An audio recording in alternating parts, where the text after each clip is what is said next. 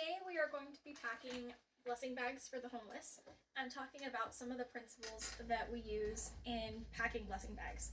The first one is a principle that is pretty true in most charity work and most volunteering, which is if you wait until it's perfect in order to start, you'll just accomplish doing nothing.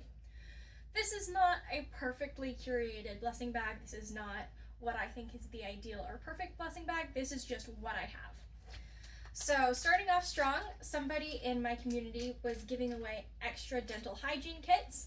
So we're gonna toss some of those in there, and I'm gonna stick a plastic spoon in there to keep it clean. A secondhand purse that I happened to get my hands on, I'm gonna put that in there. We're gonna stick in a container of applesauce, a water bottle, a couple Band-Aids, and a little cute little drink cup, because again, we're working with what we have. And then the last thing that we're going to add in is we have some community literature. So we have some community safety literature.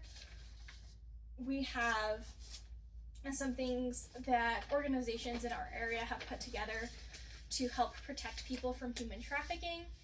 And we also have this pamphlet called An Apostle's Testimony. I include these because they are helpful for my life. If people don't like them, they don't have to keep them. But this is not about perfection. It's not about picking people's lives for them. It's about putting together something that'll help. So this is going to live in the backseat of my car, and then when I see somebody who might be in need of it, then I'll just be able to pass it out. I also like to reuse these clear packaging bags, in addition to being able to do something helpful for people who might need it. It also keeps them out of the landfill. So we're gonna do the same thing. We have a different set of materials just because we use what we have. We've got a spoon in a hygiene kit. We've got Band-Aids and a water bottle. We've got hand warmers and applesauce. We have pamphlets on internet safety, and we have, again, another pamphlet. And then this one, we also have a little heart hug or a pocket hug. And I made a couple of these. They're wonky, but they're cute and I like them. And again, this can just go in the back of your car. These are really easy to make, and the objective is always to just start where you are with what you have and to go from there. So if you don't have money to put these together, that's fine. Something is better than nothing. It's better to buy a case of water bottles for $1.50 and hand them out to people who are in need of them than it is to stop what you're doing and stress about it until you have something perfect.